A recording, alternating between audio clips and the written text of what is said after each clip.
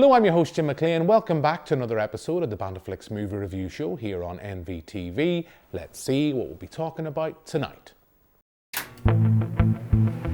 We'll be reviewing Dev Patel's Monkey Man, which is out in cinemas now. Our pick of the streams is Doug Liman's remake of the Patrick Swayze classic Roadhouse. And film critic Brian Henry Martin picks the next movie in our Shakespeare on Screen season.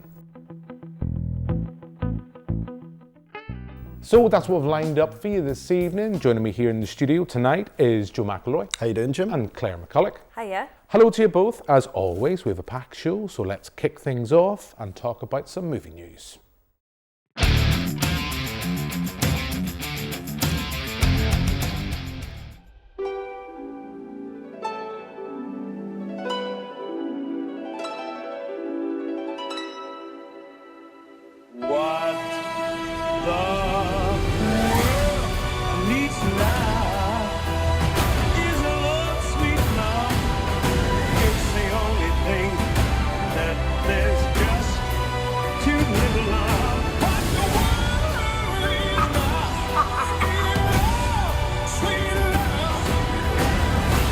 Tell us, what's changed, Arthur?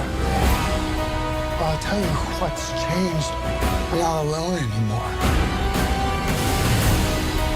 That's what we should be talking about.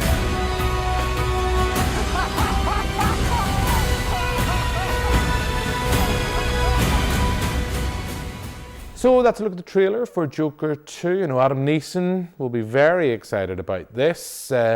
We have our first proper glimpse at this next installment for Joaquin Phoenix. And now, of course, we have Lady Gaga as Harley Quinn. Claire, I'm going to come to you first because I was rather surprised, because usually when we come to you and say, have you seen a previous film, or have you seen this film or that film, usually the answer is no. But you've seen Joker, so we've had a little bit of a look at the new film. Are you excited? Are you looking forward to this? I think it definitely looks interesting. I'm really intrigued by the musical aspect of it, and I do really like Lady Gaga as an actress. I think she's a complete powerhouse. So yeah, I'm gonna watch it, but I don't know if it's gonna be like my favorite film of all time. But I'm excited to see it. You're not going to be as excited as Adam Neeson. Anyone who listens to our podcast will know he's a big fan of the original Joker movie. I sit here, and anytime I talk about the Joker, I always feel a little bit ashamed, because when I saw it for the first time, I quite liked it. Maybe I got caught up in the hype and the excitement of it all. When I sat down and rewatched it for the second time, I was like, this is a horrible film. This is literally just a showreel of Martin Scorsese's Taxi Driver, king of comedy, smushed together, albeit with a great performance by Joaquin Phoenix, I will give you, but a performance he had already given in a film a few years prior, I Was Never Really Here. And I don't know, it made a lot of money, so clearly people enjoy it. But Joe, what about you? Where are you going to weigh in? Has the trailer, I mean, I don't know, were you excited? Has the trailer changed your thoughts towards this? Not particularly, if I'm being honest. Like, I was a bit like yourself with the first one. I didn't really hate it as such.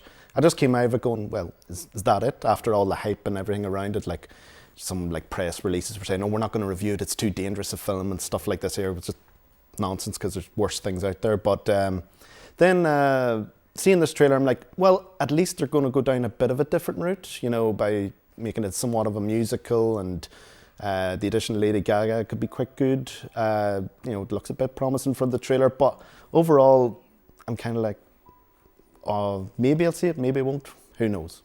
The trailer has intrigued me. I agree with everything you said, Claire. I think the thing that's going to draw my interest the most is Lady Gaga, because she rarely puts a foot wrong. I'm waiting for someone to correct me when she ventures onto the big screen, even in stuff like Machete Kills. I think she's usually some of the best things about a film.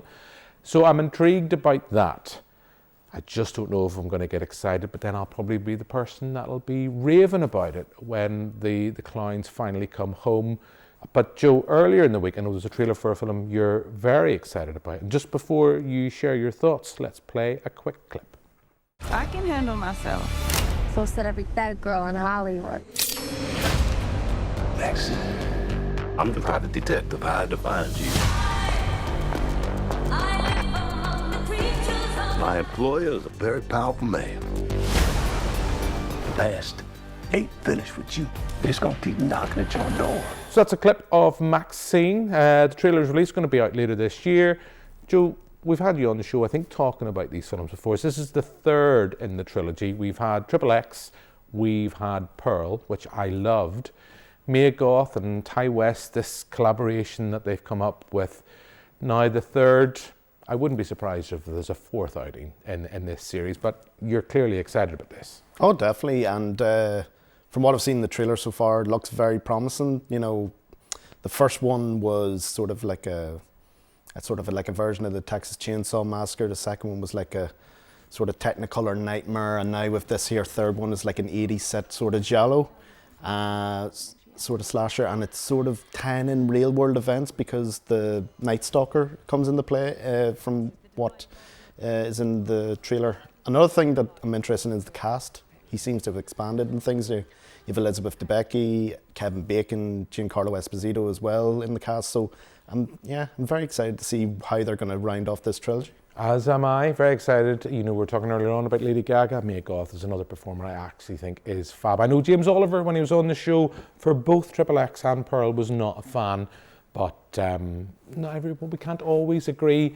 Claire, I'm not sure if you've seen either of those two films. It might be a case to normal service has resumed, but I know while we have you here, both yourself with your group Lit to the Tit and the Ormo Community Cinema, you guys have an event coming up. Do you want to tell us a little bit about it? Yes, so we're teaming up with Ormo Community Cinema on Wednesday, the 24th of April, for the start of their spring-summer 2024 programme. And we're playing Kill Bill Volume 1 in the Pavilion. So I'm really excited about it. It's such a great film. It's so cinematic, it's badass, and it's a great way to bring people together to watch it for the first time as well. Fantastic. And if I know you, Claire, I mean, I'm going to expect that you're going to be getting dressed up into the iconic yellow jumpsuit. Well, I can't not now. I had no plans to, but I feel like I just have to do it. Well, look, I know Joe has one and maybe lend it to you. But look, that's us for now. That's things that are all coming up. I think with now we'll move on and talk about a movie we've all seen.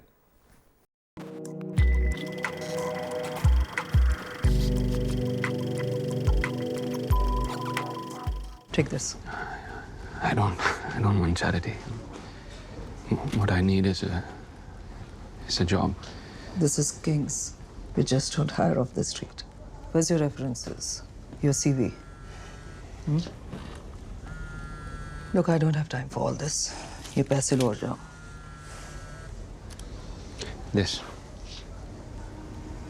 There's my CV. That's bleach. Chemical, oil. Give me the job no one wants to do. I'll do it. No complaint. This is all I know.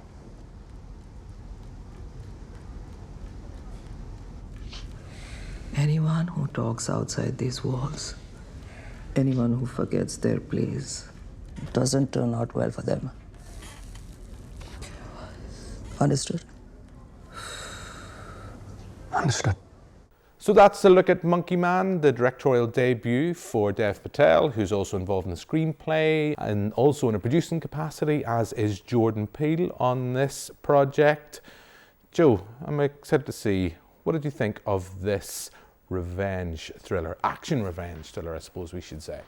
Well, action revenge thrillers, they're the genre that speaks to me more than anything. And in terms of Monkey Man, it's one that I liked but I didn't love. I think the main problem with it is it tries to pack too much in around the action. It sort of makes it a bit too dense, especially in the first half of the film. Like, you have a lot of themes running, like ultranationalism and spirituality, and the voiceless having a voice. It sort of goes into that there realm of things. But having said that, the action is handled quite well. much so in the second half of the film compared to the first. I thought the first half, it's a bit too frenetic and the camera moves too quickly where you lose a sense of geography in the action sequences. But having said that, I think Dev Patel as a whole has done a good job, and it's a good feature debut. Not a great one, but a good one. Yeah, Joe, I would agree with you. I mean, I don't love this, but I do like it. There's a lot of things I respect about it.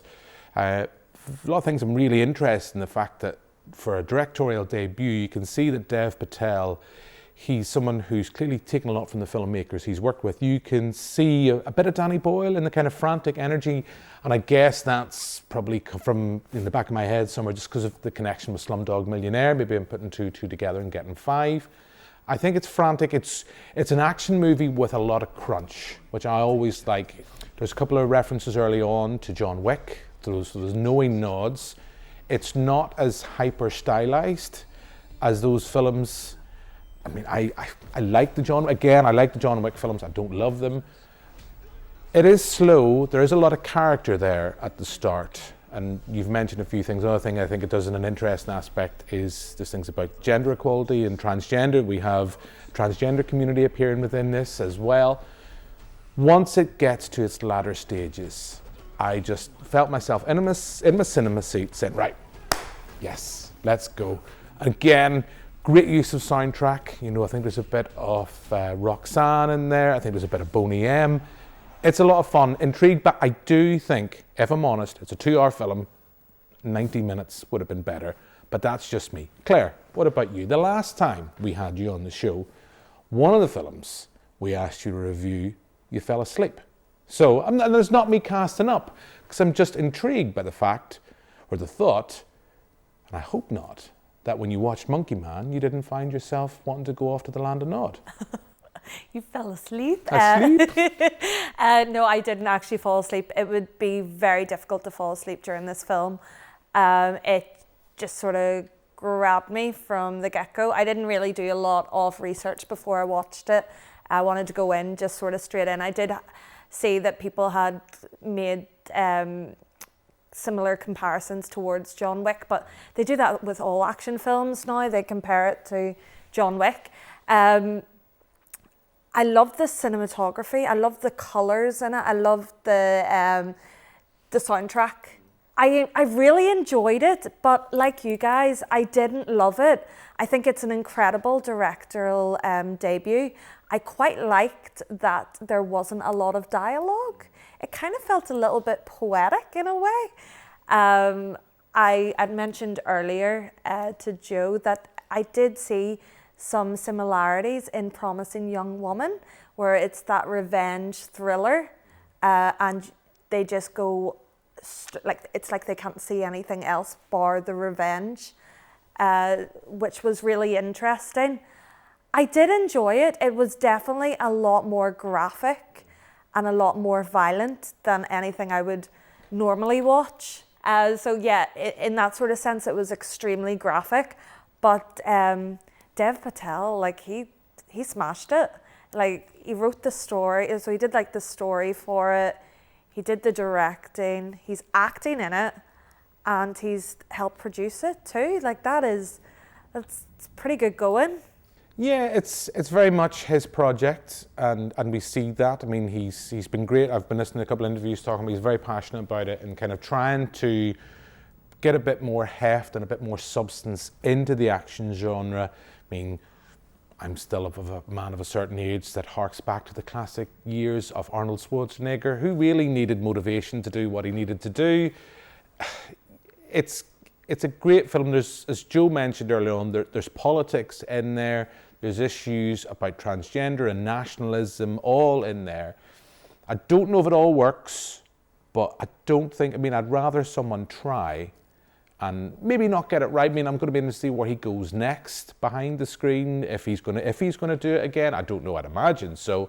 And also, he can, if he never steps behind the camera again, Dev Patel can retire a happy man, having directed one of the greatest fight sequences in an elevator I've seen in quite some time, where it just keeps going to a different level. And all I can say as someone who likes the action genre, like you, Joe, I just wanted to sit in my seat and slowly applaud at that elevator sequence, but I'm not going to spoil things because I know Lorraine watches and she doesn't like it when we spoil. So I think that's largely for our first film of the night, Monkey Man, 3 thumbs up, so great for that. I think we'll move now from the big screen to the small screen.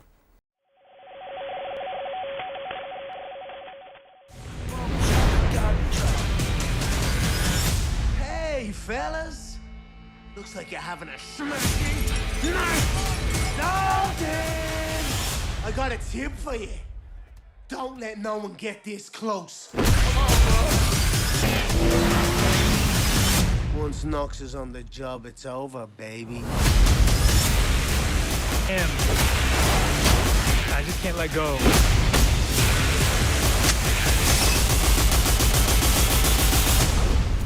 People seem a little aggressive around here.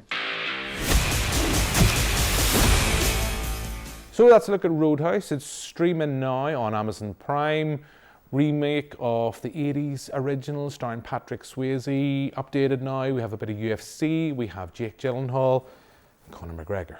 But yeah, we'll see what my thoughts on this film are in just a second, and Conor McGregor's performance. But Claire, what about you? We'll start with you. What did you think of Roadhouse? Had you seen the Patrick Swayze original? Are you a fan of it? Or did you come into this film with clean eyes? After you told me that this was one of the films we were going to be watching, I found out that it was a remake, and I was like, I'll get in there early. I'll watch the original first, and then I'll be able to like draw comparisons to the two. So I watched the original, and it's sleazy, it's cheesy, but it gets away with it. You know, it's a cult classic for a reason, and it's really one for the bros, like, isn't it? And then I watched Roadhouse. And it's so testosterone fueled, it's crazy. It makes the first one look like a masterpiece.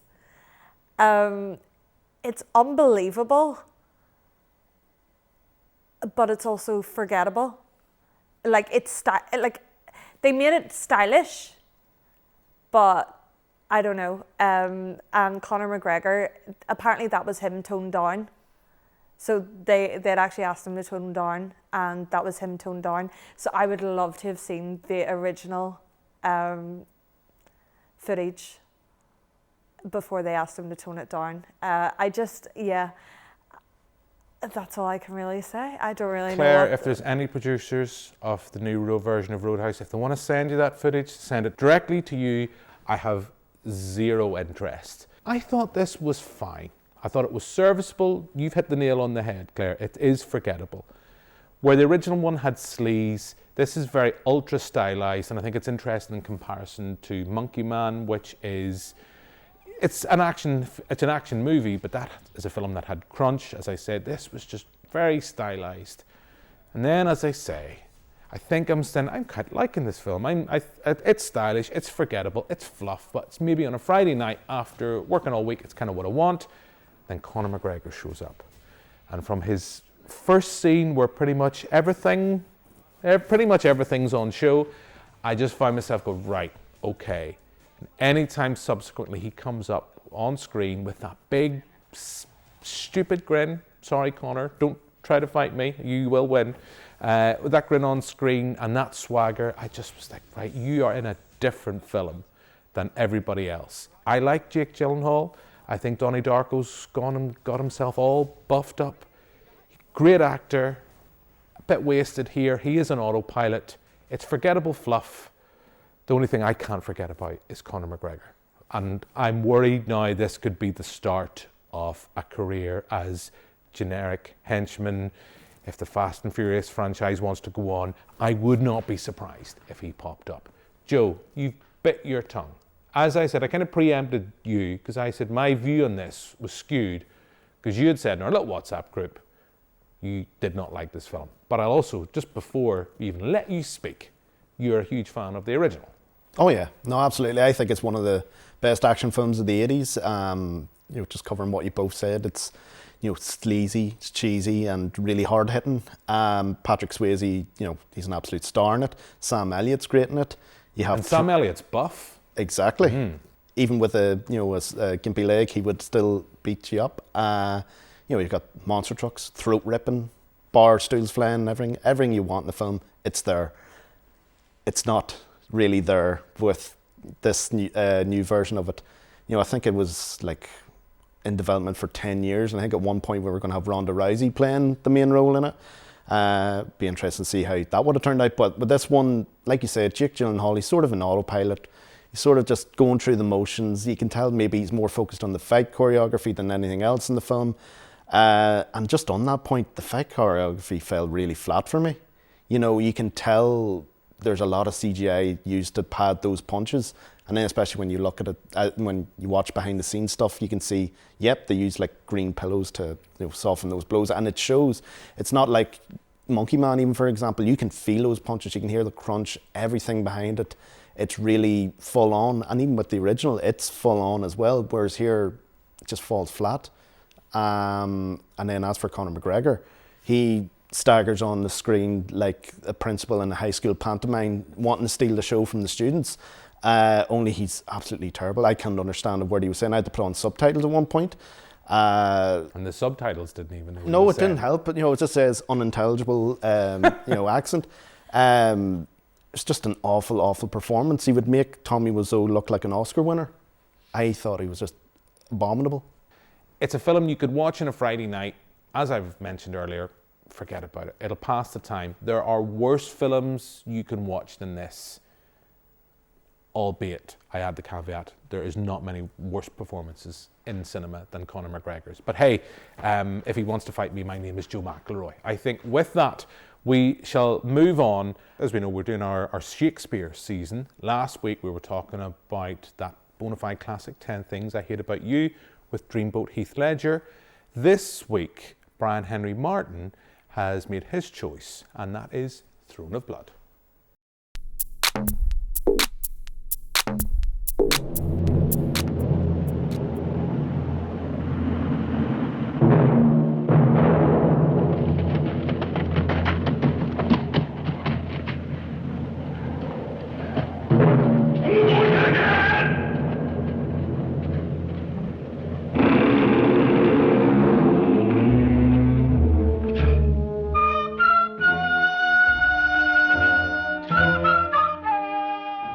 I'm Brian Henry Martin, and my favourite big screen Shakespeare adaptation is by Akira Kurosawa. His 1957 atmospheric retelling of Macbeth, Throne of Blood.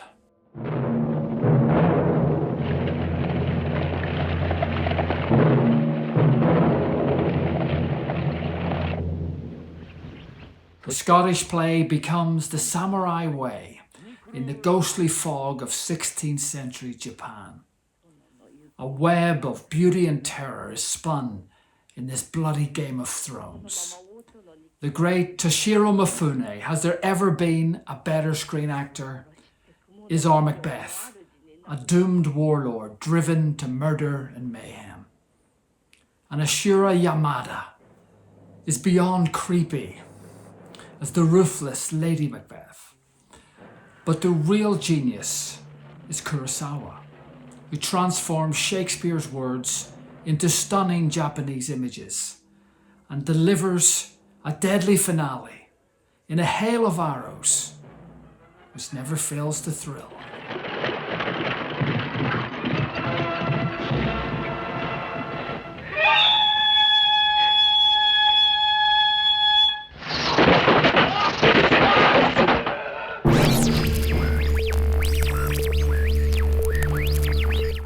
So that's Brian Henry Martin with his choice, the 1957 classic Akira Kurosawa's Throne of Blood.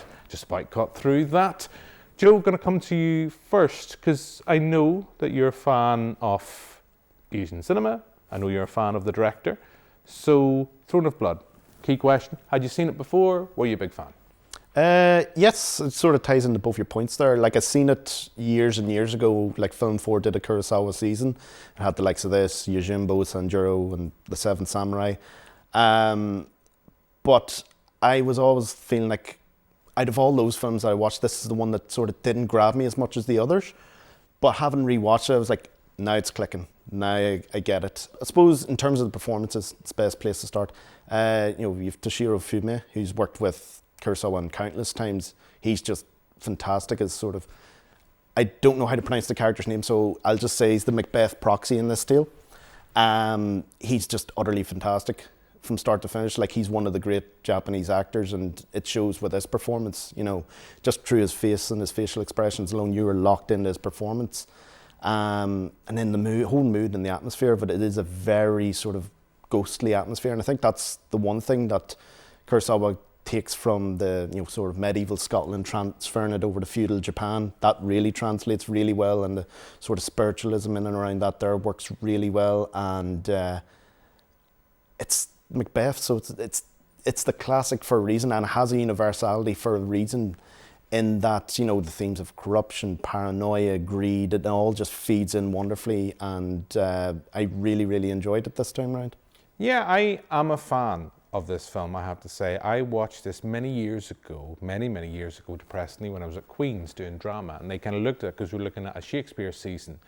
And as they said, it's that sense that kind of what we were talking last week with 10 Things I Hate About You, which I know is much more contemporary, takes all the ideas from the source material, transplants that and kind of relocates it to this different setting. But all the iconic moments from Shakespeare's Macbeth are there. I mean, most notably, I think, with Lady Macbeth, like everyone kind of always talks, and maybe it's just me, in those sequences with the Lady Macbeth trying to clean her hands from the blood, it's not there. Or Banquo's ghost, it's all there in the source material. He is being very faithful, but yes, he does tweak and change. And then you have, without spoiling, I'm not going to spoil Lorraine, I know it's filmed from 1957, we have just one of the greatest final sequences in cinema that in itself has then inspired everything from Brian De Palma in Carrie. Great film, I really enjoyed it. Great choice from Brian Henry Martin. Again, the idea of someone looking at the source material, loving it, and trying to do something different with it. Now, Claire, you're not going to let us finish this show on a downbeat note, so I'm going to imagine that, like Joe and I, you're a big fan of Throne of Blood. I don't want to ruin it. But yeah, I did not love this film as much as you guys did. You did just say to us, whilst we were watching Brian Henry Martin's clip, you'd have rather talked about 10 Things I Hate About You. Yeah, I'm devastated I didn't get to review that film last week because it's incredible. Saying that, it's a great adaptation of Macbeth. Some people might have seen the slow pace as atmospheric and really building that tension. Unfortunately, I found it really difficult to invest in the film because of that. I thought that the pacing was just, it was snail's pace for me, and I really struggled with it. I really struggled with paying attention to it. And I'm not sure if that was because we had watched two very intense, fast-paced action films beforehand, because this was the last film that I had watched. And I don't know if I was just sort of in that mentality or if it just didn't work for me as a whole. But saying that, there's great acting, great cinematography for the 50s. And it is a good show. Like, I don't want to take away from it and say that it's bad, but it just wasn't for me. I understand where you're coming from, and I do agree. I mean, it compared to the three other films we've talked about, I think anything would seem slow in comparison to some of the fighting sequences we've seen in Roadhouse. As much as it is an adaptation of Shakespeare's Macbeth, it's just a great gothic horror in its sense, from the use of fog, one of the creepiest witches in cinematic history.